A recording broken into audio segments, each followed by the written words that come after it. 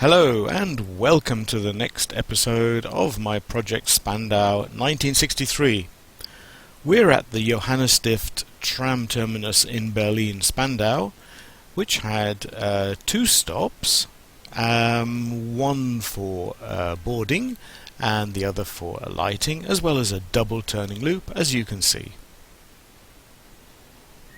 A Vienna tram by Vienna Fever will help us place the platforms correctly, and I'm going to be using the platform mod called Station Extension by Leonardo 97 for the platforms.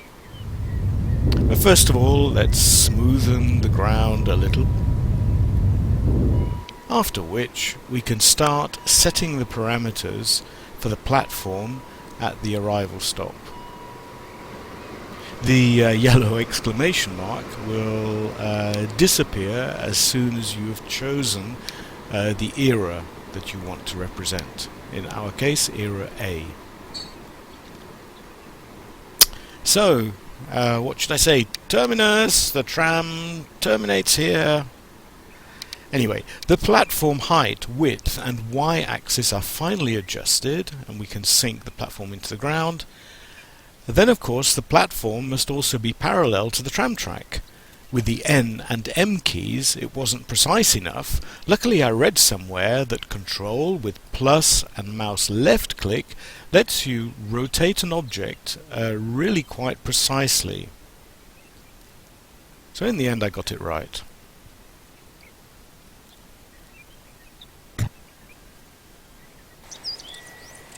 And the distance to the curbside, yep, all looks good. So, over to the departure stop, the boarding stop. In 1963, there were two Berlin tram lines that ended here, namely the lines 54 and 76. Both passed through Spandau town centre on their way to Berlin. Now you may have noticed there is no overhead here. I left it out because the tracks are in fact all one-way streets, which means 4 masts for the two tracks, and that's not pretty. In reality, it was masts with span wires and pull-offs.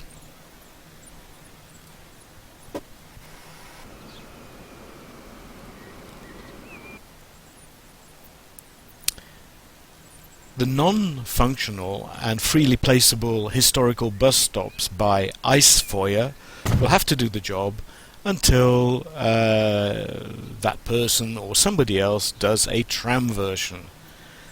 Otherwise, well, I might just try myself and do a bit of modding.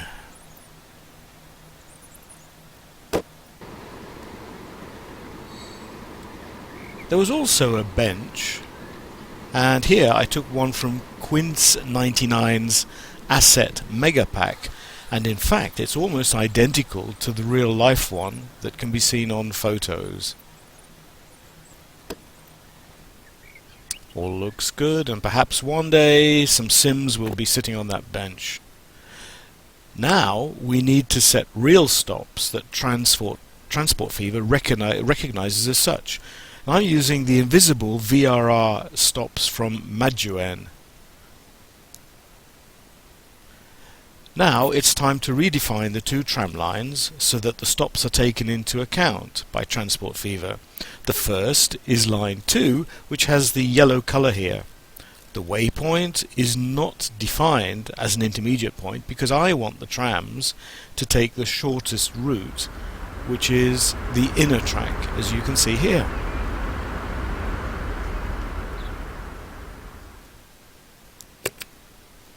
And now line 4 in blue.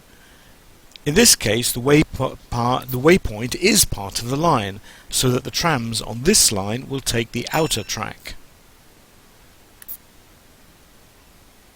And we're going to move the Vienna B3 car set over to this line, so it'll now appear in blue.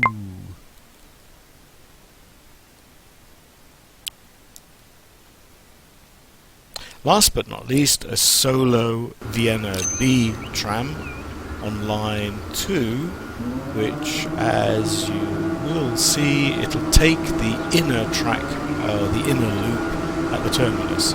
So at our terminus we now have the 3 yellow car set and the solo car on line 2, that was the inner loop, and the red 3 car set on line 4 on the outer loop. Looks pretty realistic to me. But I'll have to do something about that waypoint because it's too close to the track. That's the way Transport Fever places it, unfortunately. Ow! Oh. You can define waiting time at stops, but I haven't done this because I need an entire network. This particular turning loop was approached on a piece of single track that the trams took in either direction. So somehow I will need to adjust the waiting times at the various stops so that only one tram is on that particular piece of single track at any one time. So that's going to be fun.